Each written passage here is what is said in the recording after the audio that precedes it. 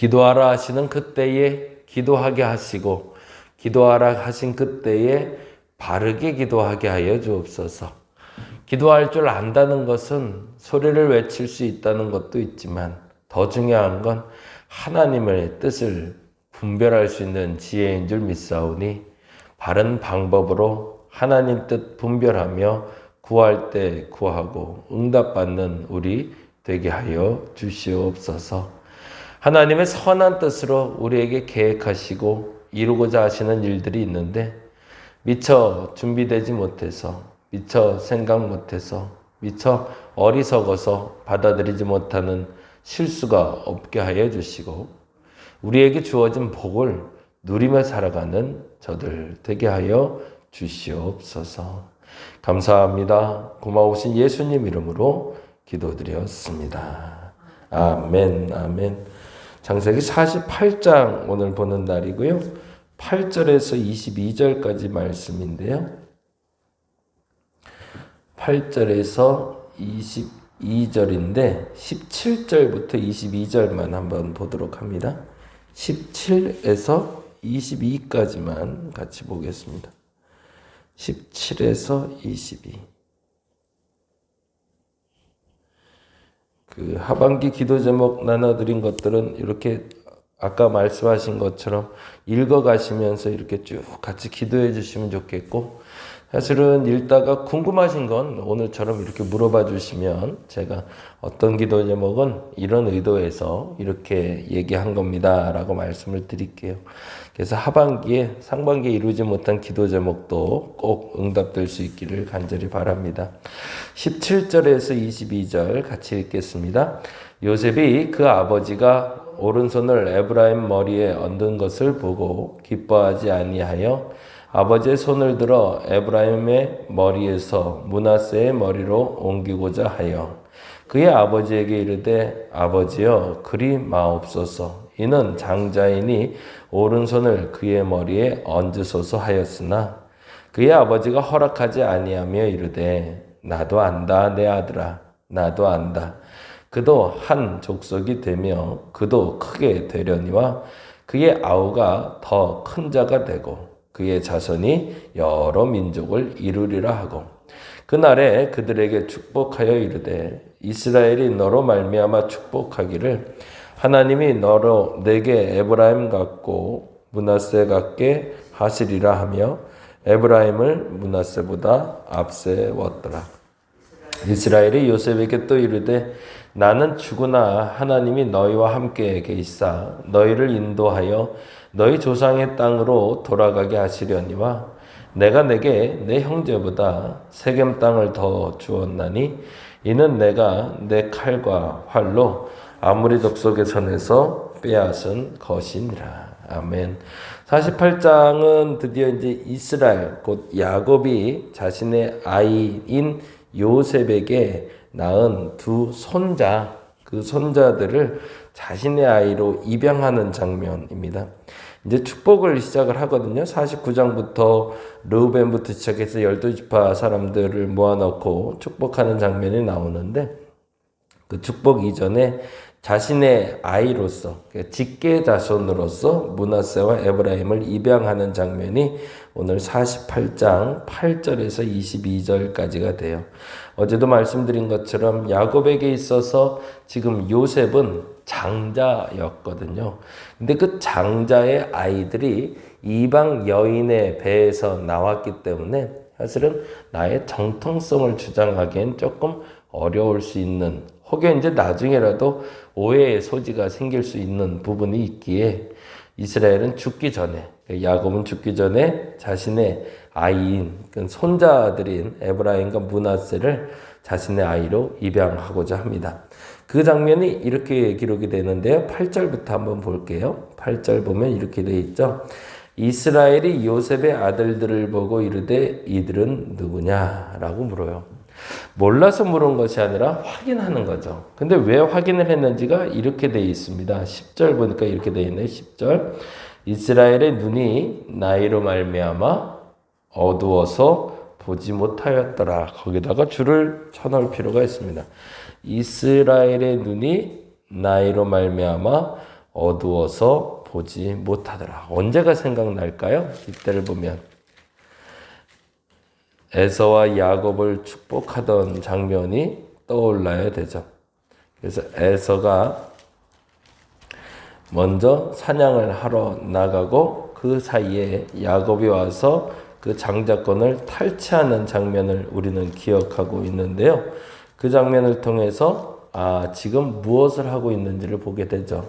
창세기 27장을 넘어가 보면 그 얘기가 보이는데요. 창세기 27장 잠깐 넘어가 보겠습니다.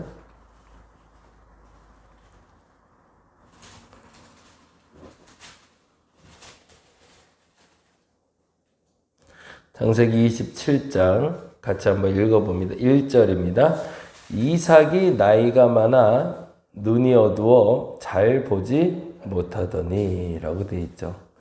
그러니까 지금 야곱에게 있어서 므낫세와 에브라임을 축복하는 순간에 자신의 삶에서 가장 어렵고 가장 억울하고 가장 암울했던 때 그 아버지에게 축복, 소위 축복, 장자의 축복을 받는 그 순간이 떠오르게 된 거죠.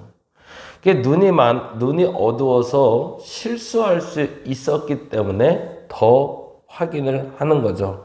지금 내가 데려온 아이들이 누구냐라고. 그리고 에브라임과 므낫세를 데려와서 이스라엘, 야곱의 무릎 사이에 끼워줍니다. 그게 이렇게 되네요. 같이 한번 보죠. 10절 같이 한번 봅니다. 다시. 이스라엘의 눈이 48장 10절입니다. 48장 10절. 이스라엘의 눈이 나이로 말미암아 어두워서 보지 못하더라. 요셉이 두 아들을 이끌어 아버지 앞으로 나아가니 이스라엘이 그들에게 입맞추고 그들을 안고, 그 다음에 이렇게 되어 있네요. 12절입니다. 12절. 요셉이 아버지의 무릎 사이에서 두 아들을 물러나게 하고 땅에 엎드려 절하고, 그 다음에 이렇게 되어 있네요. 13절. 오른손으로는 에브라임을, 이스라엘의 왼손을 향하게 하고, 왼손으로는 므낫세를 이스라엘의 오른손으로 향하게 하여. 그냥 상상을 해보면 이렇게 되는 거죠. 14절에 정확하게 표현되어 있는데, 이스라엘의 오른손이 차남 에브라임 머리에 얹고 왼손을 펴서 므낫세의 머리에 오르니 므낫세는 장자라도 팔을 바꾸어 얹었더라 라고 되어 있어요. 이게 좀 차이가 있는 거죠. 분명 요셉은 아버지가 편하게 안수해 줄 수 있도록 에브라임과 므낫세를 앉힐 때 므낫세가 장자고 에브라임이 차자니까 므낫세를 오른편에 앉혀놓고 에브라임을 왼쪽에 그렇게 앉혀놨는데, 근데 이스라엘 곧 야곱이 축복을 하는 데는 에브라임과 므낫세에게 축복 한 손을 바꾸더라는 거죠. 이스라엘에게 있어서 오른손은 축복을 얘기하거든요. 근데 장자의 축복을 므낫세가 아니라 에브라임에 하고 있는 거죠. X자로 손을 어긋나게 해서 축복하고 있더라는 거죠. 그러고서 축복을 마치는데 17절에 요셉이 이렇게 얘기합니다. 17절 보니까 이렇게 되어 있네요. 요셉이 그 아버지가 오른손을 에브라임의 머리에 얻은 것을 보고 기뻐하지 아니하여 아버지의 손을 들어 에브라임의 머리에서 므낫세의 머리로 옮기고자 하여, 이렇게 얘기합니다. 그의 아버지에게 이르되 아버지여 그리 마옵소서, 이는 장자이니 오른손을 그의 머리에 얹으소서라고 얘기합니다. 그때 야곱이 이렇게 얘기하죠. 19절 같이 읽어봅니다. 그의 아버지가 허락하지 아니하여 이르되 나도 안다 내 아들아, 나도 안다. 뭘 안다는 얘기일까요? 과거에 자기에게 일어났던 일을 알고 있는 거죠. 그러면서 한 가지 분명하게 깨닫게 된 거 있죠. 축복은 내가 결정하는 것이 아니라 하나님의 선택 속에 있고 단지 나는 도구다라고 이야기하고 있는 거죠. 장자였던 에서가 있었고 그리고 야곱이 있었지만 에서에게 축복이 가야 되지 않고 자기에게 왔던 이유가 사실은 자기의 생각과 아버지의 생각이 아니라 순수하게 아버지 하나님의 뜻이 있었기 때문임을 비로소 알게 되는 거죠. 그래서 다시 한번 과거를 돌이키는 장면으로 가고 있는 게 오늘 본문의 장면이 됩니다. 그래서 에브라임을 찾아임에도 불구하고 신앙의 장자로서 이끌게 되죠. 근데 어제 말씀드린 것처럼 장자의 권한은 사실은 축복을 받아서 재물을 누리고 상속을 받는 것도 육신적인 모습이긴 하지만 제일 중요한 건 신앙의 계를 이어가야 되는 사람이라고 지목했다라는 겁니다.